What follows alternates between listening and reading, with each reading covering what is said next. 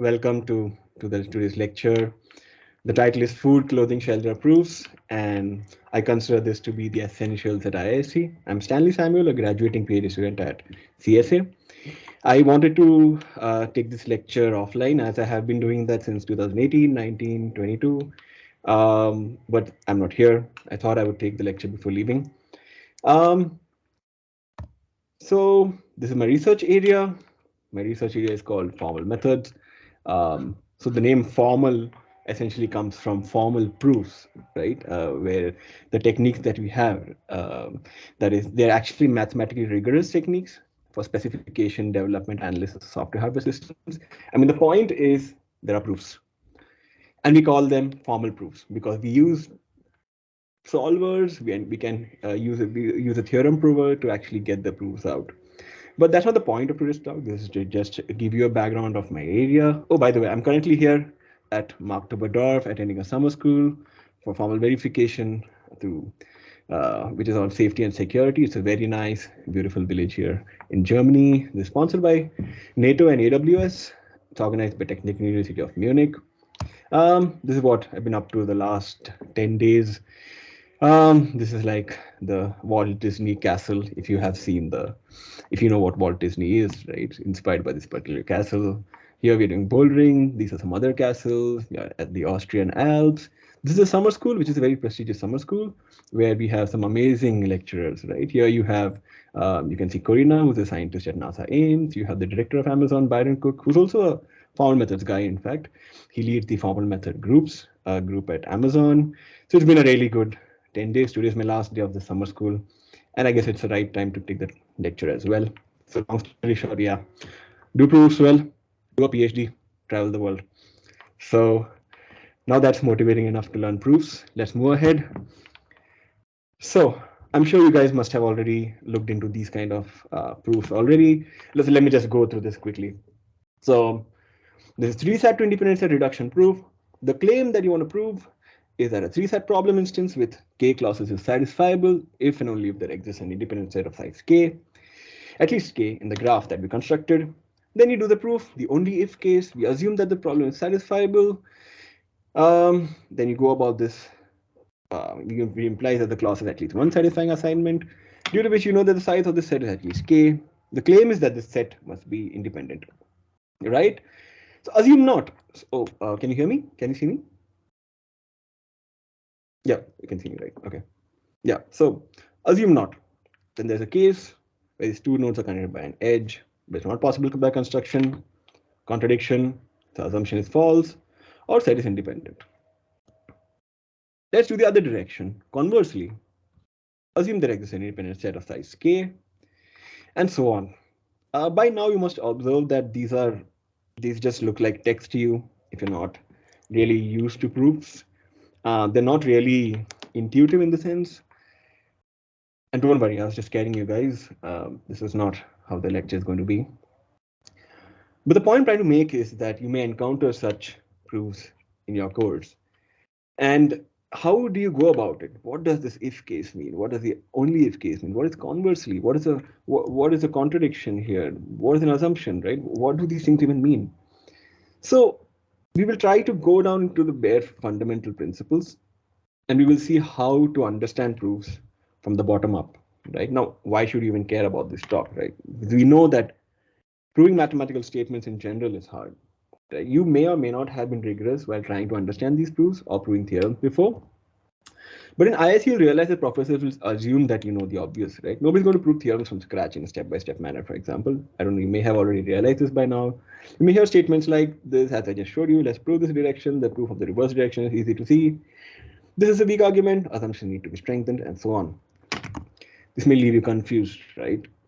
So let's try to see what can we get out of this. So who is the target audience here, right? So can I get an idea of how many students are from, say, are used to doing formal proofs, right? Can I get some hand raises, or so that I get an idea of who's here? Any raising hands? How many people are used to these proofs? Can you hear me? Oh, okay.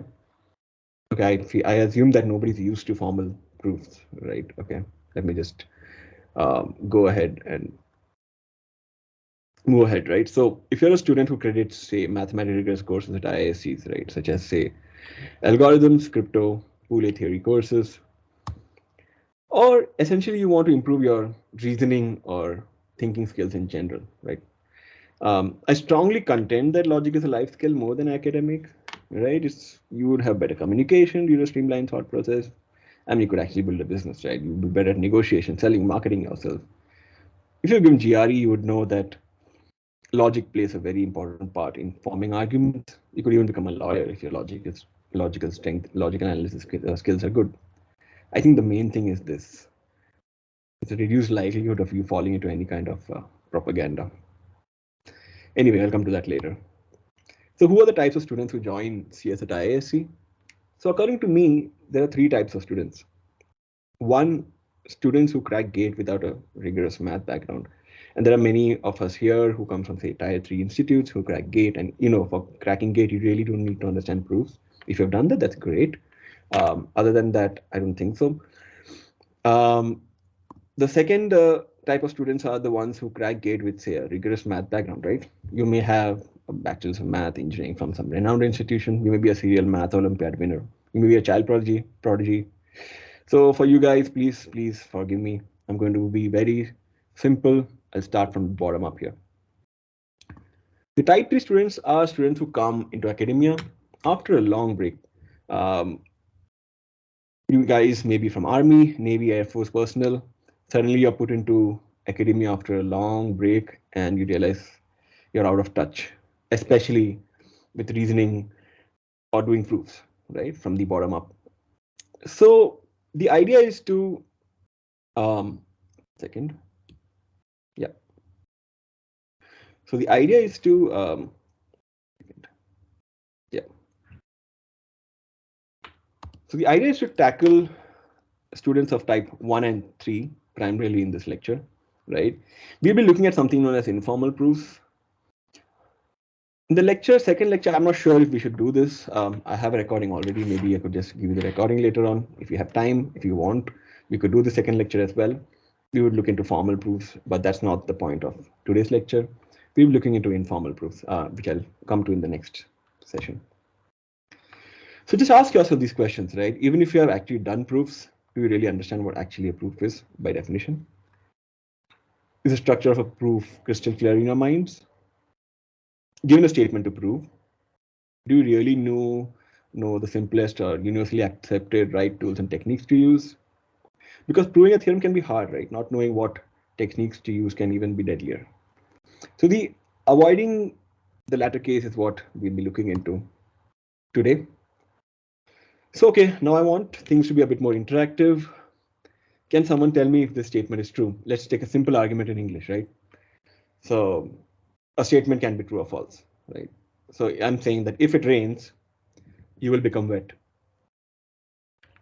Anyone can just unmute the mic and just talk.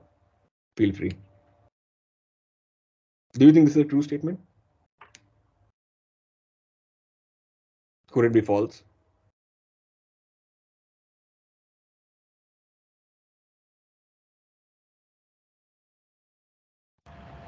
Sir, it could be false.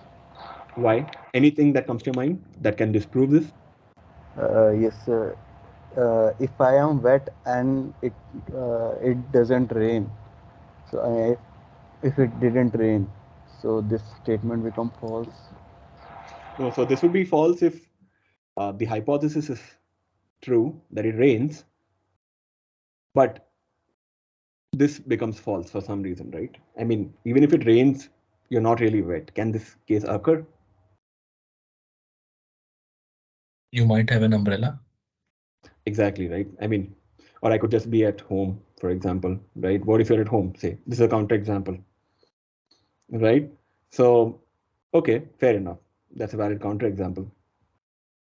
So, okay, let me strengthen the statement a bit, right? Okay, now I'm saying, okay, if it rains and if you're not at home, you become wet, right? So, can you tell me if this is true? Can you find me a case where this is true, but this is false? right? This is this part, right? The first part is true, the second part is false. Is there a possibility? Can anyone unmute and just tell me? The umbrella situation. Exactly, right? The umbrella situation, right? So what if, oh, or you're at a hotel, okay, whatever, right? So if you're rains and you're outside in the open, not even under a tree, can you become wet? Okay, no. What if you're an umbrella or a raincoat, right? Then if it rains, okay, let's strengthen it further, right? This statement, and you're in open space, no trees, no umbrellas, raincoat will become wet. I think by now you get the idea, right? You're a human. You understand what I'm trying to say. But a mathematician may not really buy your points, right? They want everything to be formal and rigorous. So what am I getting at here? Statements in English are not precise enough to characterize what your intentions are, right? And may not even be absolute truth. That's why subjective statements exist in the first place, right? That's why people are fighting all over the world over politics, religion, for example, right? But in math, you have absolute truths, right? Which we are going to come to in some time. So, well, I'll just leave this here. This argument at least seems convincing and widely accepted for now, right? Um, the point of a proof, right, is to convince someone about the truth of a statement, right? But what extent should you go, right, to prove something? And what does even convincing mean? Are the principal techniques for proving such statements? At least for math, right? We know in English, you can go on and on. That's what philosophy is on, right? Philosophers just keep arguing about everything forever, right? Because you cannot prove anything as such. There's no absolute truth. Everything's subjective. So let's move ahead. So what did we learn from this exercise, right? First thing that we learned is subconsciously, I just taught you a proof by counterexample. Technically, it's a disproof. Given a statement, you just falsified by giving a counterexample, right? That's one thing you've learned. Second thing you learned is don't generalize. This is more philosophy than mathematical, but because in mathematically, it's good to generalize and give generalized theorems. Fine. So the search for mathematical proof is a search for knowledge, which is more absolute than the knowledge accumulated by any other discipline. This was said by Mahatma Gandhi, right? I mean, of course, I'm joking, right? It was told by Albert Einstein. Oh, that's not true because it's actually told by Simon Singh, who's a theoretical and particle physicist. Point is, don't believe anything that you see on the internet. Find counterexamples. Do a fact checking. This is the other point of this course, right? Be more rigorous in your thinking. Before we begin, some gyan. You're all computer scientists. You know what finite automata can do. You know what Turing machines can do. Finite automata can add but not multiply. Turing machines can compute any computable function. Turing machines are incredibly more powerful than finite automata. Yet the only difference between a finite automata and Turing machine is that the Turing machine, unlike the finite automata, has a paper and pencil, right? Tells you something about the power of writing. Without writing, you're nothing but a finite automaton. With writing, you have the extraordinary power of a Turing machine. So, what's the point? The point is take out your pen and paper. For the next half an hour, I would want you guys to write down what I'm saying because I'm going to simplify these concepts to the bare minimum and just break down what a proof actually means. So, let's move ahead. Take out a pen and paper and please feel free to ask any doubts. Just I want this to be more interactive, else the point is lost. So the point to note is the first lecture, informal proofs. Essentially, what I call informal proofs are the ones that you say prove in DA algorithms or mathematics, where you use a pen and paper and you just prove statements, right? Of course, these are bare minimum required, right? And helps you make straight and sound decisions. Of course, not to be like Rocky Sawant. So lecture 2 is formal proofs, right? Proofs that can be mechanized using a computer. So this is more going into my research area, formal methods. You would understand what solvers are. These are more formal treatments of proofs. You need a solver to actually solve these proofs or to generate proofs. These are bare minimum introductions to courses such as PAV or FMSE, taken by Professor Raghavan or Deepak. Will not be really needed for DA, which is the point of this course. So I would be focusing more on informal proofs then. formal proofs. If anybody's interested in this lecture, you can let me know. I can always take this offline. Great. So let's move ahead. So the overview is to go about these major proof techniques: deduction, contradiction, introduction, counterpositive, counterexample, give some idea about what strengthening and weakening assumptions mean, what is structural measure induction. And I don't think I'll get into these techniques. I may even try to solve 3 set to independent set, but I'm not sure if there's time for that because I want to spend more time on this one to get the basics straight. So let's move ahead. So the mighty implication, you all know what this implication symbol is. You've studied this in Boolean logic, propositional logic. You know that P, comma Q, when you have P implies Q. You know what this truth table even means, right? Right? If a statement is true, if P is true, right, then Q must be true. This is what's allowed. If this is not allowed, the Q is false, right? However, if P is false, anything is allowed, right? I mean, by tick, I mean true, sorry. And by this, I mean false. Cross, I mean false. So this is a case which is not really allowed in our implication. And this powerful symbol is what we are going to use in deductive reasoning, right? But before that, yeah, deductive reasoning, we'll understand what's a proof. A proof, or more specifically a deductive proof, is a sequence of statements, right? Your statements S1, S2, S3, until so on, until you want to prove a statement Sn, right? You use S1, S2, or a finite set of statements. You use them to prove Sn, right? Where every such statement can either be an axiom, which we assume to be true, or a definition, which is something we have defined. I'll come to these two in a second, or follows logically from the preceding statements, right? It could be any sequence of inference rules, right? Inferences from one statement to another. And then finally, I will somehow prove this statement Sn. I will come to this in the next slide. So what's an axiom? An example of an axiom is, say, commutativity of integers, x plus y equal to y plus x. You really don't have a proof for this. It's widely, it's assumed to be true. This is the absolute truth in a sense. A definition is, in a sense, okay, once you have certain axioms, you start seeing certain consequences, properties of these axioms, right? You just give a name to them, or just we define them. There's again no proof for definitions. For example, you define an even integer as, say, an even integer x as there exists some k, right, where k is an integer, such that x can be represented as 2k, right? So this is a definition. Again, there's no proof here. A theorem, in fact, is a statement that results from a proof, right? For example, this is a theorem. Sum of two consecutive integers is odd. This is what we will be proving in the next few slides. In fact, this Sn here can also be called as a theorem, right?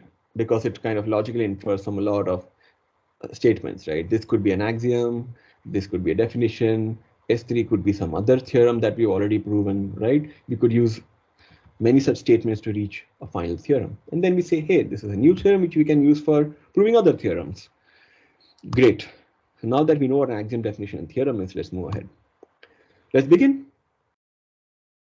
Sum of two consecutive integers is odd. Okay, what I want to do is, intuitively in my mind, I have a logical framework. I want to reduce this statement to the form P implies Q, so that I can use P to prove Q. Can someone take an attempt and tell me what can P or Q and Q be? And someone tell me how P should look like and how Q should look like. You can just unmute your mic and just think about it for a second.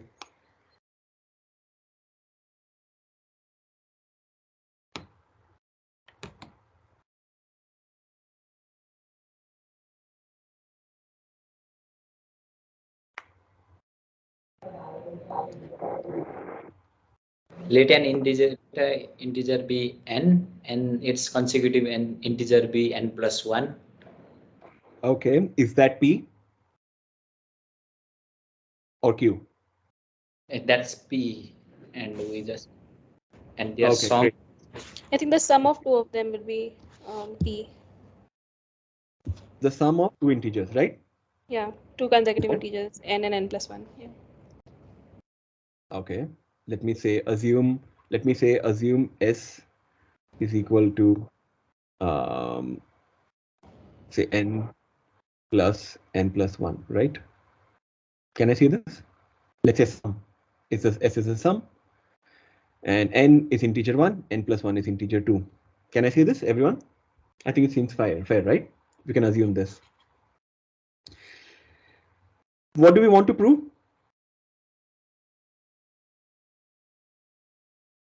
S is odd. Q. Yes, right. Perfect. So now we want to start from, just a second. We want to start from this statement here and end up here using some rules, some deductive statements, right? How do we go about it? I start with assuming P is true and move on to prove Q. Let's begin. This is called proof by deduction. So the first step that I'm going to do is assume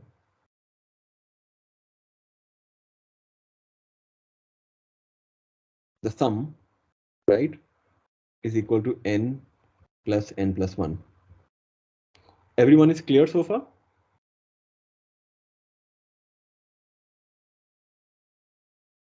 What can I say? What can I infer from this?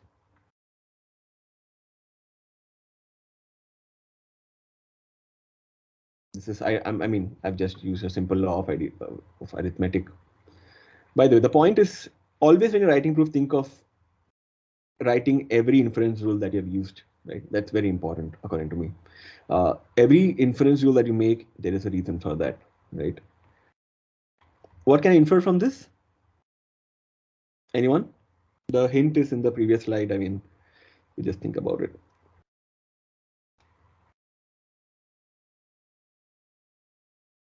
Anyone?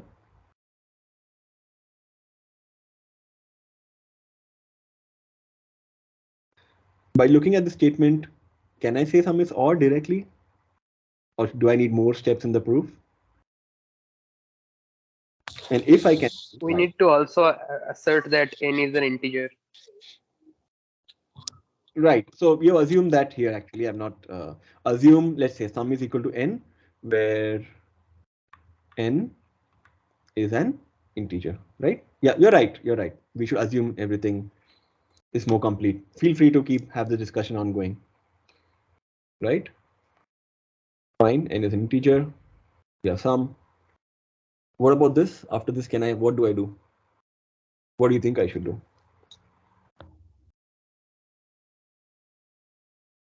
By definition, 2n is an even number. Exactly. And if you add 1 to it, it becomes odd, right? That's an intuition. That's an intuition that we have. And you're right, absolutely right. That's the intuition that we'll use to say sum is odd. Why? Because we are using the definition of odd numbers, right? The definition of odd numbers is what? I just showed you that there exists a k such that, so definition of odd number n or SAS in this case, if there exists a k such that 2k plus 1, right? So I've used a definition here. That's the point I'm trying to make. It's a simple proof, but you see that at every point I'm having some reasoning, right? There are many ways to prove this. It's not an absolute way of doing this, right? I could in fact say assume two consecutive numbers, let a and b be two consecutive numbers, right? I've written it in this form. How? This is the definition of consecutive numbers, right? And then I say, hey, let me just add, b on both sides, right? A plus b equal to 2b plus 1. Perfect. That looks nice. But what did I use here? I used something. I used the fact that if a is equal to b, then a plus c equal to b plus c. We know this, right? It's like obvious. Why am I even stating this, right? But then some of you may say, I'll come to this in a second, but this is not a definition. This is not an axiom. This is another theorem. And if you're not convinced, you'll be like, hey, Stanley, I don't believe you. Prove this to me. And I will prove it to you. Let me just complete the earlier proof first. But this is the reasoning that I've used for this step, right? Now, similarly, I would say this, right? This would say that A plus B is odd by definition, as we just saw, right? So this is another way of proving. But if you noticed, at every point I'm using some reasoning, right? And at some point you use some theorems here, which belongs to some other proof. Now you tell me you're not satisfied with this. Okay, you tell me, Stanley, I'm not satisfied. Prove this to me. If A is equal to B, then prove A plus C equal to B plus C. You may not even have realized that this is a proof, right? I'll just show it to you so that we don't waste much time. For example, you could have something like, you assume A equal to B. We are assuming this, right? Let A equal to B. This is what we'll assume. And we'll try to prove A plus C equal to B plus C. I can say this, right? I can say A plus C equal to C plus A. Why? Again, I need a reason for everything. I cannot just make claims arbitrarily. This is the commutativity axiom. This is an axiom which is widely accepted. I could just use it. Similarly, I could say, hey, B plus C equal to C plus B.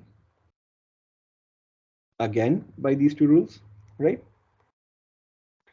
What does this imply? Now I know, see, I've assumed A equal to B. So I can also use my assumptions in my proof. This is important, okay? So at this point, I know B is nothing but A, right? So I can, sorry, my mistake. I could just write C plus A, right? How do I know? From the assumption, right? Now, what does it say? Okay, C plus A is nothing but A plus C. This is from 1. And hence proved. If I assume A is equal to B, then B plus C equal to A plus C. You should actually go back and check that if A is not equal to B, this will not hold. You can try that manually, but so by now I think you got an idea, right? So what is the proof by deduction? This is the most powerful proof technique because this will be used inside every other technique that we're going to see from here on. So it's very important. Inside induction, inside contrapositive, contradiction, we are going to use deduction extensively. So just to revise, you start with any statement you can write mathematically in the form of some implication, right? It could be in the form of P implies Q, sorry, not this comma.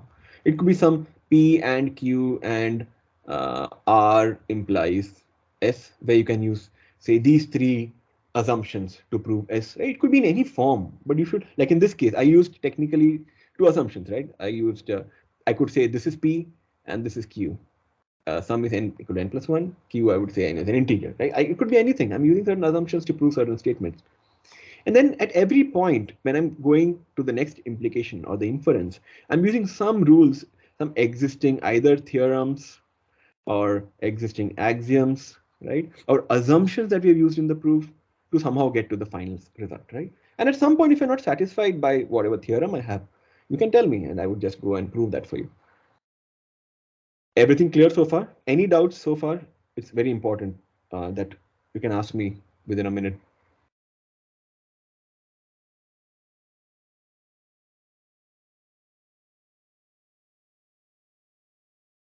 All okay?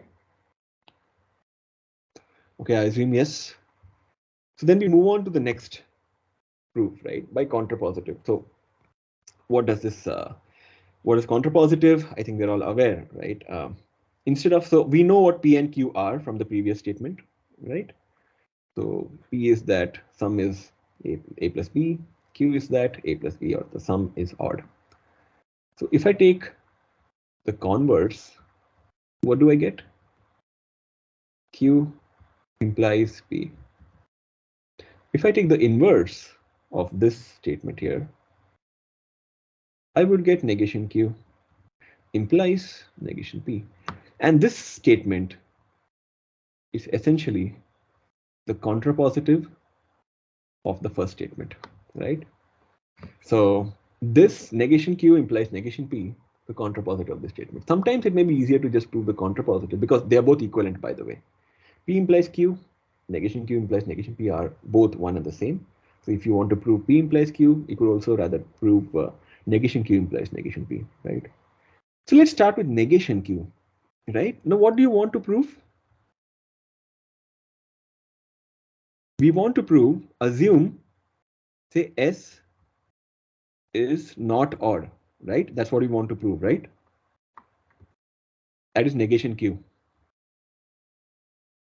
Then I want to say that S is not consecutive, right?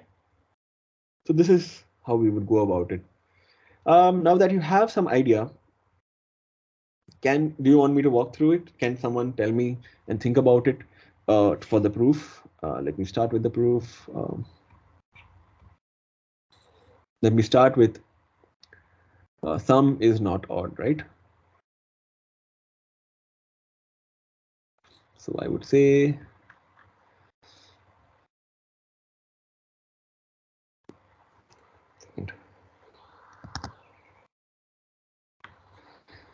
it's not the case that, you know,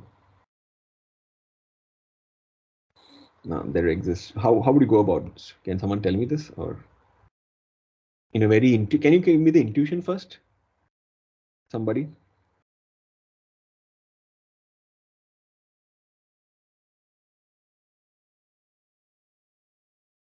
How would you go about proving this?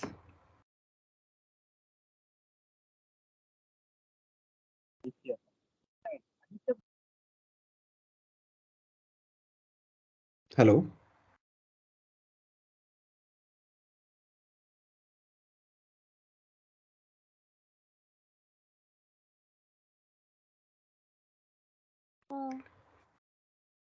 Hello? Hello. Hello? Yeah. Yes, we can write like by definition of odd that sum is not equals 2n plus 1 by definition of odd. Then by using arithmetic, we can break down that 2n plus okay. 1 to n plus 1. And then we get that s is not the sum of two consecutive integers.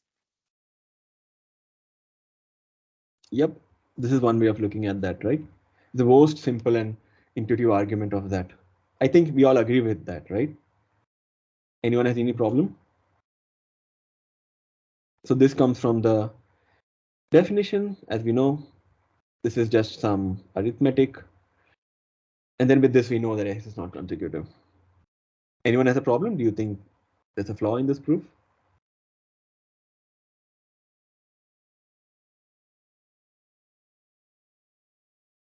All okay? But are you getting the idea, right? You started off with S is not odd, use a basic some kind of inference rules, and you just get it in this form, right? And why am I saying this S is not consecutive? This is actually the definition of the sum of two consecutive integers, right? You can just look that up if you want to look up the definition of that. I'm not actually reveal that here, but that's what it is. So with this, we kind of use contrapositive to prove a statement. Let me just give you something, let me give you another proof here, okay? So I'm just saying, say the sum a plus b is not odd, right? Then I say something like, okay, which implies that a plus b is even, right? Implies that, okay, a plus b is of the form, say 2k, I'm not writing quantifiers here for simplicity, right? Then I say something like, hey, a is nothing but what? B plus 1, right? We know that a is equal to b plus 1, right? So we write b, right? And I just say 2k. So when I simplify this, I get something like, 1 is equal to 2k minus 2b or something weird right here. K minus b equal to 0.5. What am I getting here? Is this what's happening here? This doesn't make sense. Something went wrong in the proof. I started with saying a plus b is not odd. What I wanted was s or a plus b is not consecutive, right? But I'm getting something very weird here. What just happened? What went wrong? Anyone? Sir, right, what we are trying to prove is A and B are not consecutive, but here in the third or fourth line, you have substituted A as B plus 1. Like, This one, right? yeah. See, exactly. So here, if you see, what did I do here at this step? I said, I assume that A is equal to B plus 1, right? Right? Whereas that's something which I want to prove. I mean, I cannot use, see, there are certain things I've used in my assumption. And the only thing I assumption is that A plus B is not odd, right? What was this statement here that I want to prove, right? I assume negation Q, that is this statement, and I want to prove negation P, that is A plus B is not consecutive. I cannot use any definition of A and B being consecutive or not consecutive because the assumption does not allow me that. Is that clear? But here I'm using the definition of A and B being consecutive. So you should be very careful. These are, I mean, these are very trivial things if you are a mathematician, but if you are not used to thinking like this, you may very well end up in these kind of mistakes, right? This is why I bought this. And sometimes what people do is they use negation P itself, right, in the argument somewhere. More specifically, somewhere they would use, hey, A is not equal to B plus 1, right? Which is the definition of something not being consecutive. But hey, that's what we want to prove. We shouldn't be using that at any intermediate step in the proof. So be careful of, that's called a circular argument. When you actually use what you want to prove inside the proof. So be careful of such mistakes. So I'm just pointing these things out. I hope these things are clear right now. Very good. Whoever answered, I'm sorry I'm not being able to see names here. Okay. Let's just move ahead. Any doubts so far? All good? Perfect. Okay. Let's go into proof by contradiction. And this is the most kind of, I find it very interesting because what you're doing here is, okay, let me give you the intuition of what a proof by contradiction is first. Right? Suppose you want to prove the statement P implies Q, right? This is what you want to prove. You assume P and Q, right? So what are the possibilities here, right? What is, we know what, so this is true here, false here, true. We know this, we have been doing this in childhood, this truth table here. So what we assume in proof by contradiction is, we assume this case. We assume that, hey, let's assume P is true. Let's assume that Q is false, right? We assume this case here. P is true, Q is false. And then we try to do this proof by deduction, try to get some rules. And then we find something very absurd, which doesn't make sense. That's, we call it as a contradiction. And if that happens, it means that P and negation Q can never occur, right? And if P and negation Q can never occur, it means this row can never occur. And if this row can never occur, it means that P implies Q is always true. This is essentially what the concept behind proof by contradiction is, right? Now that you know that, let me just try to solve it here, right? Now you guys know proof by deduction. What we need to just understand is the starting step, P and negation Q, right? So let's assume, what do we need to assume? Let's say, let me call P as, let's assume P is A is equal to P plus 1, former way, right? Let us assume, what else can we say? What else do we want? Negation Q, right? What is negation Q? Consecutive integers is sum is not odd, right? Somebody wanted to say something? Feel free. Just feel free to interrupt and just stop me in between. Say, Stanley, please stop. Don't worry. I will not eat you guys up or something.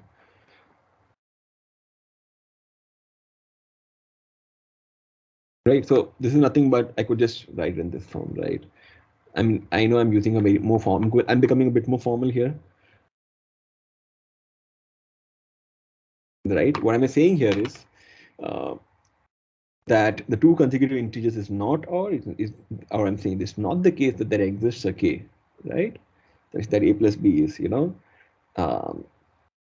equal to 2k plus 1, which is the definition of odd, right? But which essentially means is for all k, right, a plus b is not equal to 2k plus 1, right? Can anyone get me a contradiction here? There are two things I'm assuming here. I'm assuming p and I'm assuming negation q, right? Can I see a contradiction anywhere here? Or could I get a contradiction somehow? Anyone can attempt this? By contradiction, I mean something that negates each other, right? For example, if I say true and not true, A and not B, these are all not A, sorry. These are all contradictory statements, right?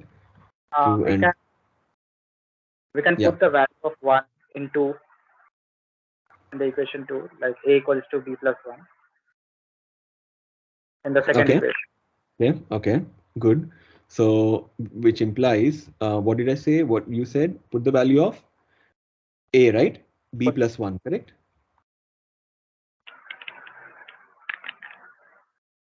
B, right? Not equal to 2k plus 1, right? How did I get this? Substituting 1 and 2, right? Okay, go ahead, good. Then B plus C is 2B.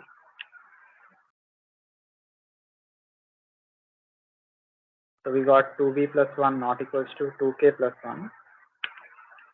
Right. It's okay. not specified for k equals to B. Exactly. Everyone got that? So what's happening here? I'm making the very strong claim that, hey, for all k, this is not true. But then we know when k is equal to b, this is equal. Hence, this statement is not true. This is a contradiction, which implies that such a case can never occur. P and q can never occur, which implies that p implies q, right? That is sum of two consecutive integers is odd. You got the idea now that this is what's actually going on in the background when you are doing a proof by contradiction, but not everybody understands that. The moment you understand that you're actually ensuring that this case never occurs, resulting in a tautology, which is essentially a proof, that's when you understand what proof by contradiction already is. All clear? Any doubts so far? So what's a contradiction? Any statement whose conjunction, for example, right, results in a false, right? In this case, conjunction, or in this case, there's no way that you can satisfy the statement because you know that there exists a k such that is k equal to b, such that the statement is true. So it's not true that for all k this statement holds, which is a false statement. In short, in general, if you're not really comfortable with first order logic, you could even get something like this, right? You could get something like a and not a, and you say, hey, contradiction, false. But you get the idea. You'll get a feel of this as you keep doing many more proofs. Any doubts so far? Can I move ahead? All good?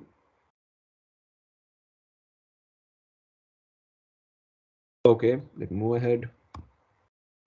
I think this is the most easiest proof. I mean, we just saw that, right? Suppose you want to prove the statement. Sum of two consecutive integers is even. Oh, pick any arbitrary two integers, right? 2 plus 2. Oh, sum of two consecutive integers is even. Is it always the case? Of course not, right? So this is a counterexample which disproves these statements. So a proof by counterexample is not really a proof. It's like it's not a formal proof, right? Because by proof we mean a deductive proof as such, but you can still think about it as a proof in way of invalidating a statement using a counterexample. Simple. Let's move ahead. Proof by cases. If you want to prove this, right, you could always do it in the form of, say, you want to prove, say, for every integer x equal to x plus 1 is even. You could have cases, right? Say like case 1 is when x is even, right? Then you would say, hey, what's the definition of even? I will just plug that in. right? And you would do some deductive reasoning, then you would say it's even. You can try this at home. It's not very hard. I will just move ahead. In the end, you will get something of the form of, again, an even number, right? The definition of an even number, and which is why it will be even. Similarly, with x equal to x is odd, then you would do something like, hey, 2k plus 1 into 2k plus 1 plus 1, and you would do some deductive steps, and you would get the definition of an even number. You can try this out, but the point is, you've tried all possible integers, right? Because the union of even and odd integers is all integers, and hence you've proved this statement for all integers. That's the point to make. You can either divide a statement into different cases, which are, say, mutually exclusive, like form partition, and you could just prove each case separately. So that's one point to keep in mind. There are many ways of going about this, but you see, as you see, there are deductive proofs at every point here. You do a deductive proof here. Okay, an interesting part here is the by implication setting. So for by implications, right? Let's say I want to prove P by implies Q, right? You can always write it into two parts, like a conjunction of two parts, right? You could write it as P if Q. How is this written? Is this Q implies P, or is it P implies Q?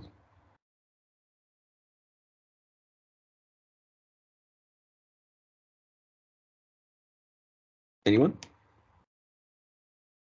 I think it's basics. I mean, so This is equivalent to Q implies P.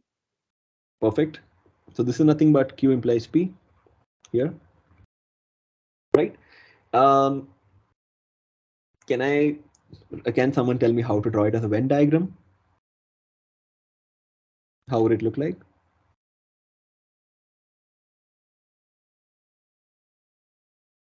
Give me two circles, one where Q is true and the other where P is true. Can you tell me how these circles intersect? I'll explain that why, but if somebody knows already, I think some of you may know.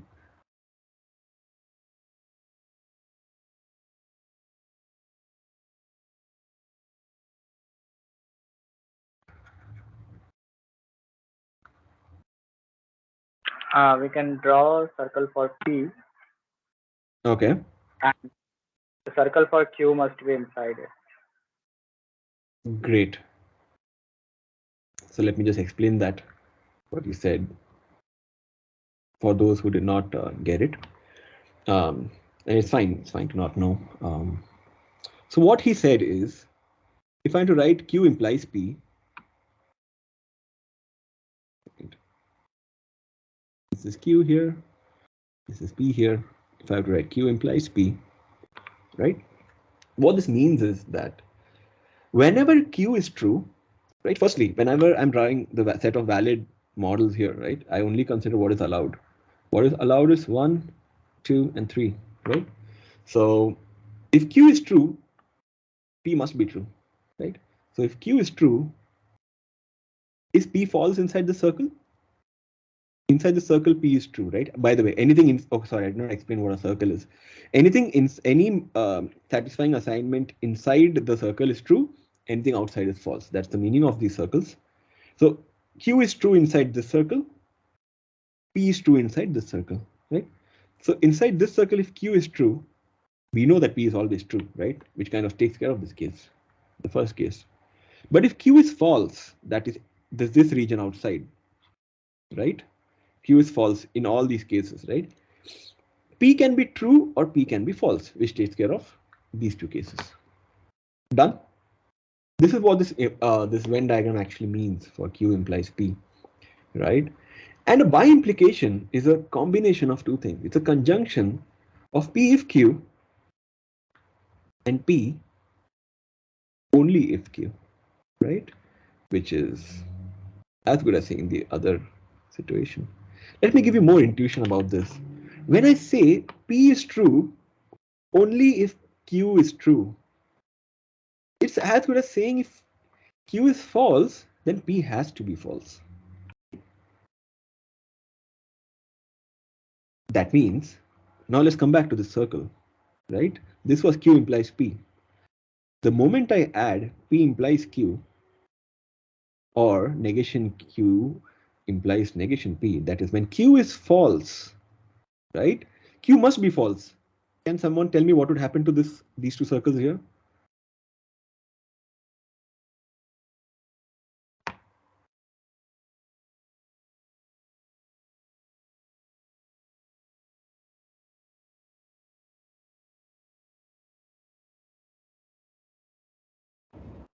The boundaries will coincide. Yes, exactly, right? Why? Because when Q is false, that is this region outside, I'm saying P must be false. That means this region cannot exist anymore, right? And then the circles collapse and you get P and Q as one, which is essentially nothing but saying P by implies Q, right? I mean, can you feel it now? Like, can you feel what all these actually mean? So which is why when you talk about a by implication, the circles coincide, the models are the same, the formulas are equivalent, right? All the true statements are true, and all the false statements are false for each of those P and Q. Now that you got an idea about what a by implication means and you have a feel of that, by the way, you can actually say that, in this case that P is necessary. If Q implies P, you can say that, Q is necessary for P to be true and Q is sufficient for P. So you can go into those details later on, but there are many ways of understanding what a by implication is. So if you want to prove what a by implication is, you know what to do now.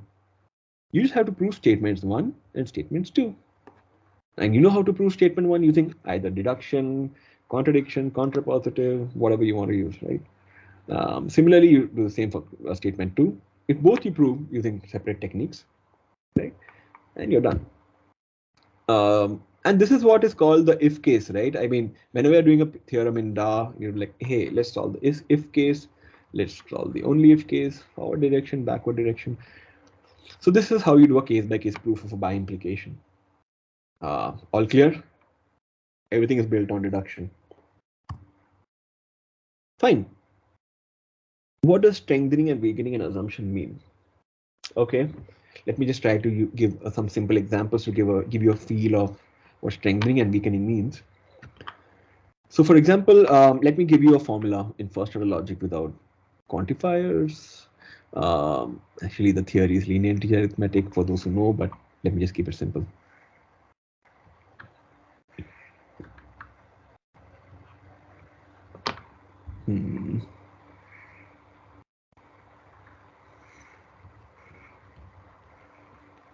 Right? Can anyone tell me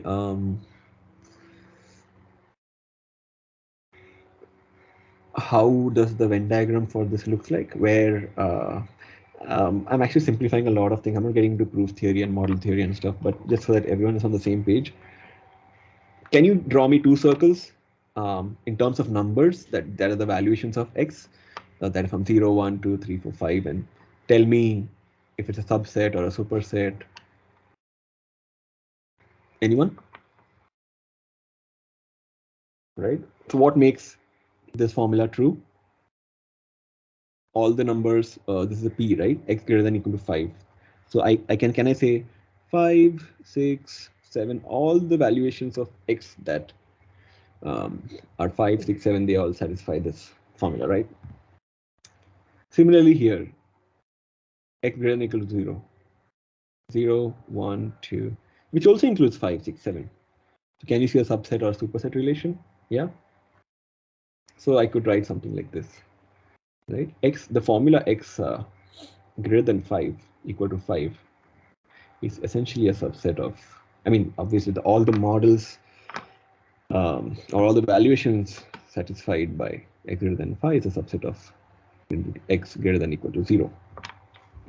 I mean, more specifically, the extra models here are 0, 1, 2, 3, 4. Yeah, that's it. I'm assuming integers, by the way, as a domain and not reals. So which is why this is what the subset relation would look like. Now, what does strengthening mean? Right? I'm going to say strengthen an assumption. Maybe I assume certain things in any proof, or and I am able to prove or may not be able to prove something. But then sometimes I may need to kind of strengthen these the assumptions. Strengthening essentially means something like this. Let's say I write x greater than or equal to 5, and let's say x not equal to 0. Oh, sorry. Sorry, what am I saying? Oh, sorry, and x not equal to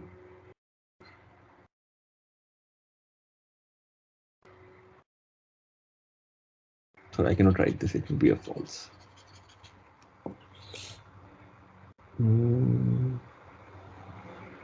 Right. Sorry.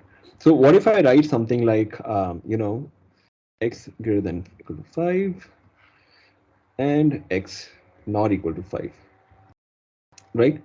So what would happen, right? I could actually kind of reduce this region here by removing 5, right? And this region kind of reduces a bit. Now you do not have 5 in this area. This would still hold within x greater than or equal to 0, right? So I've strengthened the assumption to prove some things if needed, right? Similarly, I could even strengthen the argument on the right, in the statement that I want to prove, right? Suppose I do something like x greater than or equal to 0 and x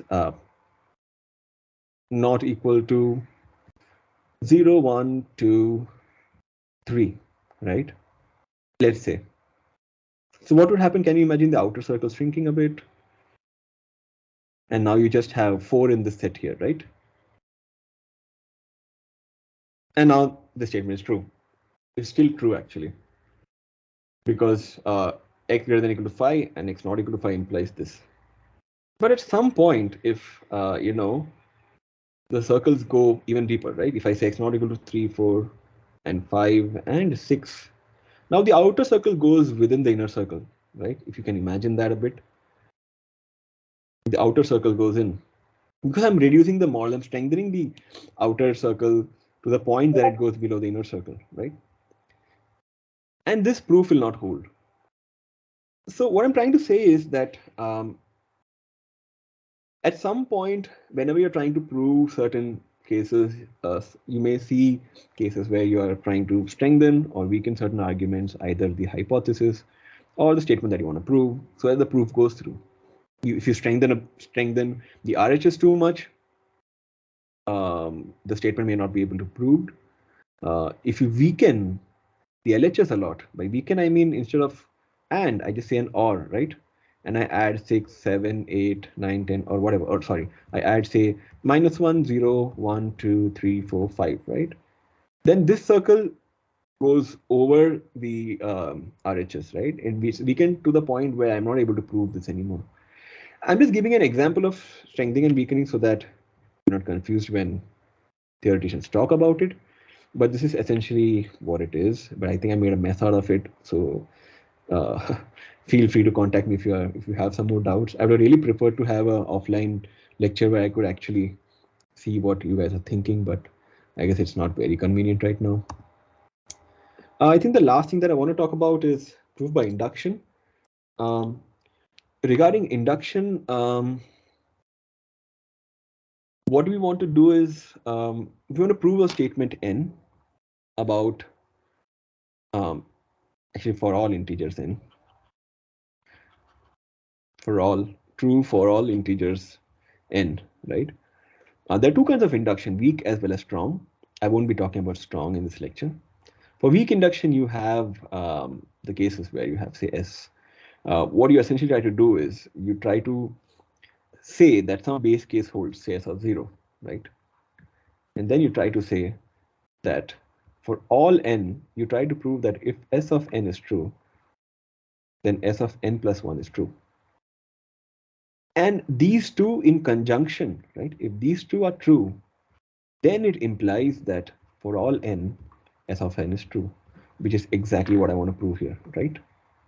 Now, intuitively, it makes sense. Let me talk about the natural line. 0, 1, 2, 3, and so on, right? If I prove that the statement s of 0 holds, right? S holds at statement 0. And then if I say the second one holds, that is for all n, s of n implies s of n plus 1. What this means is that if s is 0 here, it also means that s of 0 implies s of 1 is true, right? That means if s of 0 is true, s of 1 is true. And you could go into a chain. S of 1 is true, and hence s of 2 is true because it's for all n, and you go on. This kind of shows that for all integers, you are able to prove the statement, right? We can do a formal proof of induction. Why induction is correct, why this statement is correct. We can prove even this statement using deductive techniques, but we'll do that if time permits. But for now, let me just go back to, oh, this is strong induction. You can just look it up. I'm not going to talk this as due to lack of time. For proof of induction by sum of two, sum of two consecutive integers is odd, right? Can someone tell me what the statement s of n can be? Can someone tell me that?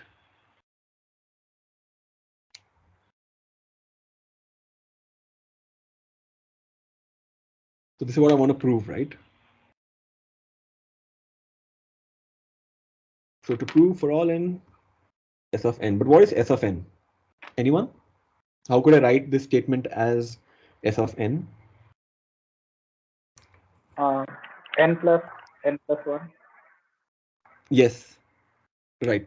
So I could write it as n plus n plus 1 is odd, right? This is what I want to prove. So how I would do this is first talk about the basis step, right? Let's say I prove s of 0. Is s of 0 true? S of 0 is nothing but equal to, what is it? 0 plus 0 plus 1, which is equal to 1, which is equal to odd. So we have proved statement 1. Now all I have to do is prove statement 2, and then I'm done. For statement 2, I assume s of n is true. And then I want to prove, what do I want to prove? I want to prove s of n plus 1 is true, right? So I should know what I want to prove just beforehand itself. I'm just writing that to my side. So what I want to prove is that this is true. That's nothing but n plus 1 plus n plus 1 plus 1. I'm going to prove that this is true, right? I need to get this from the LHS, right? Because now I'll do deductive proof to prove s of n to s of n plus 1. And by the way, there is a for all outside, but you should just keep in mind when I'm doing this deductive proof, the for all is taken care of because I'm already reasoning about all integers. Okay, let me start with s of n, which is nothing but saying s of n states that n plus 1 is odd, right? Right? Let me just, I'm not writing in the mathematically precise way, but this essentially implies that 2n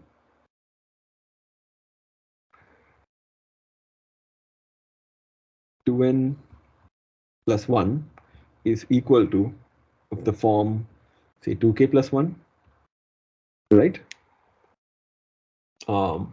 We know this is true. We are assuming that this is odd. Now, can I do some changes here? What could I do? Can anyone tell me how to go ahead with this?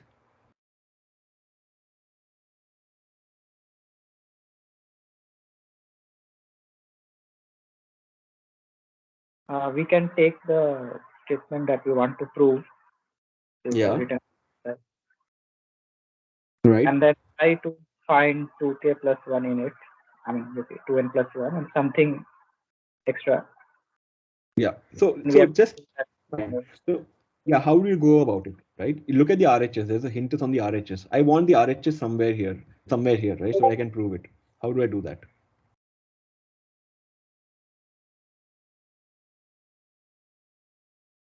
What is this? This is nothing but 2n plus 3, right? That's what I want. If I know that s of n plus 1 is nothing but 2n plus 3, right? How do I get 2n plus 3? You can add plus 2 on both sides. Exactly. Done. So all I would do is say s of n plus 1 plus 2.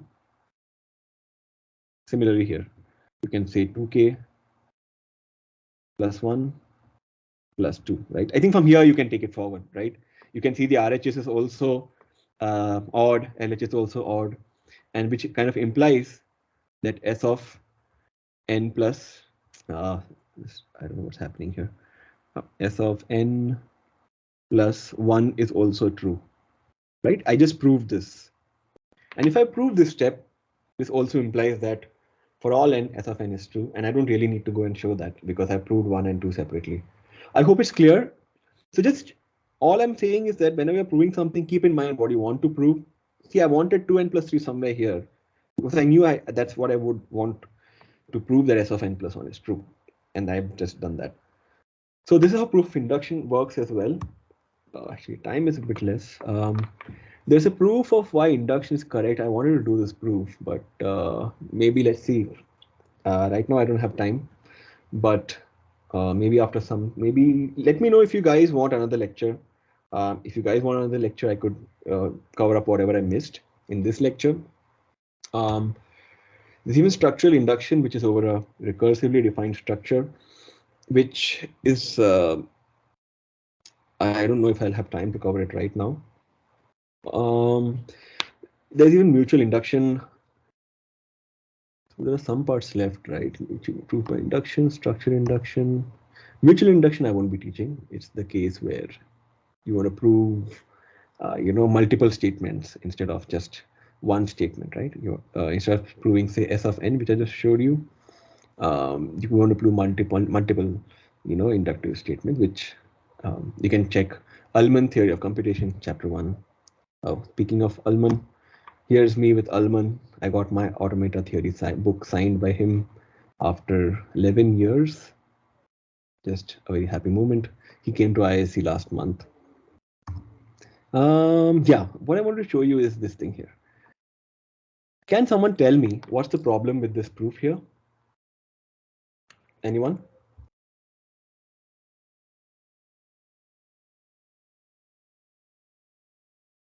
There is a problem.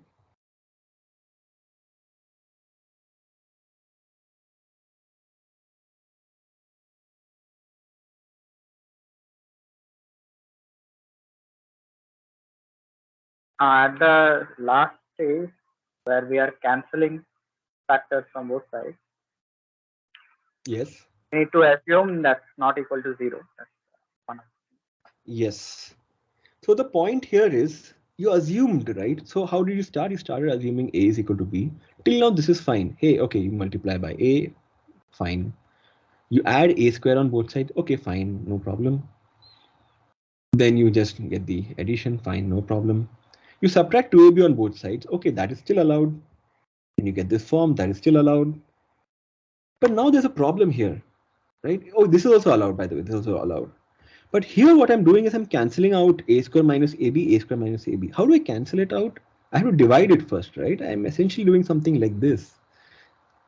A square minus AB upon A square minus AB. Now, normally you could cancel this out, right? But we have assumed A equal to B.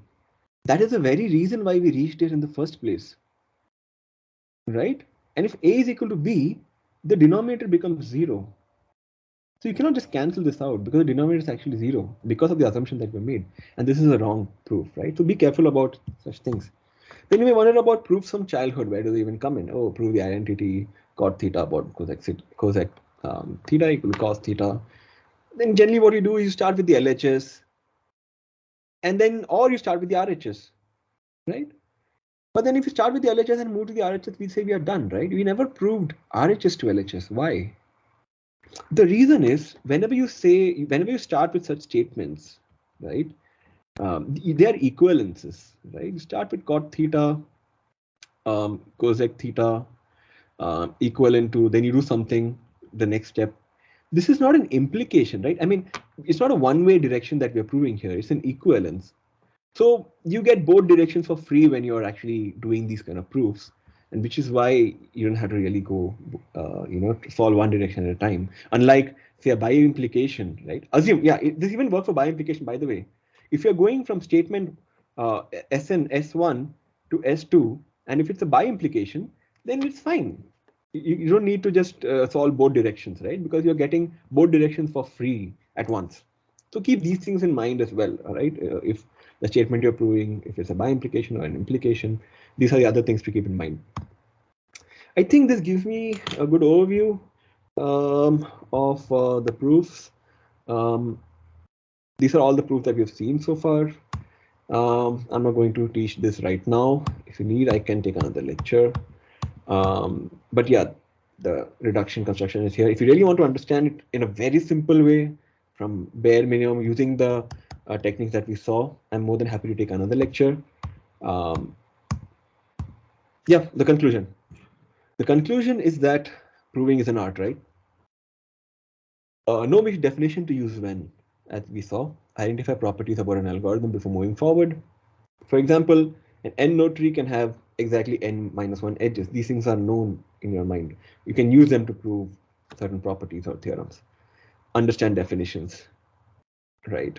Understand the problem at hand first before attempting a proof. It's fine. You can just look at Google Scholar, or sorry, you could look at Google, try to find what axiom works, what definitions work, and you could just manually construct it. As long as you're doing it the right way, using the right inference rules and axioms and definitions, right?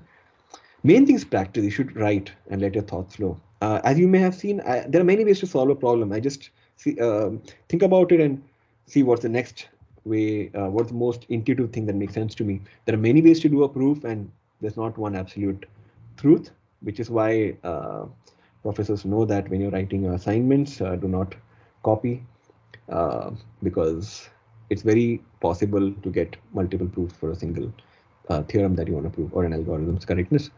Beware of circular arguments that we just saw. Do not be convinced by any answer. Reason your way up to the axioms if needed, right? And if time permits, if you're convinced at some point, fine, fair and good. No need to prove everything. Understand your audience before doing a proof. That's the key thing here. And abstract out unnecessary details by just using theorems where and when needed. Finally, takeaways. Yes, avoid generalization, right? If it rains and if you become wet, then it is the fault of a person X who is some religion Y, where X is not equal to you and Y is not equal to your religion. Of course, right? Very general, right? And very absurd. Many counterexamples. Be careful. Homework. I mean, why is it true? Is it because your parents said so? Because politicians said so? Because you find comfort in your upbringing from where you're raised? Or because you have an emotional bias of your own background? Question and find counterexamples, right? Don't generalize. You may realize that IISc is a much better place, and there are many, many nice people out there, right? You'll meet an amazing people from various backgrounds. You're the top 0.001% of India, right? But you're a diverse bunch. And that comes with some social and moral responsibilities, right? I hope you keep your mind open and find many counterexamples to your inherent biases and generalities that you have. Hence, logical discussions, debates without bias is very important according to me. Lastly, empathy. Even if you're provably right, under certain assumptions, please be nice. Understand if you're offending someone. Stop. Explain the situation with sensitivity. Don't be a jackass. IIC and research is challenging enough, right? Don't be a condescending pain to others by putting others down. It is okay to not know something. We all have an imposter syndrome, and we are all imposters here. And the last thing that you want to know or hear is from another imposter, right? So don't let another imposter tell you that you are an imposter. That doesn't make sense. Keep learning, encourage, empower. You don't want to be a lonely Einstein. And yes, these are all my dialogues. I just wrote them. The last thing, clear courses before getting into endless debates, right? If I get into political arguments and fail my courses or don't get a degree, then it's Stanley's fault. No, because Stanley already told you to clear your courses first. That's a counterexample. And I guess these are the takeaways that you have. There are some resources for practice problems. And that's it. Some very special thanks to my friends who I've been curating this for many years now. My friends from my batch, 2016 to 18 batchmates, Sanket, Ajinkya, Swati. They're in different places now. My juniors from 2018-19, Bhargav, Eklavya, amazing theoreticians that I've met. And especially all the students from CSA from 2018 onwards who are part of these series from inception to refinement. I've evolved the course with time. And feel free to email your valuable feedback if you think something could be improved. And feedback, you can send your feedback to stanley@iisc.ac.in as well. Lastly, you could connect with me on LinkedIn or Twitter, X, whatever it's called. These are my links. You could follow me on Instagram if you want to know what I'm actually doing, playing music or, doing some random stuff here and there.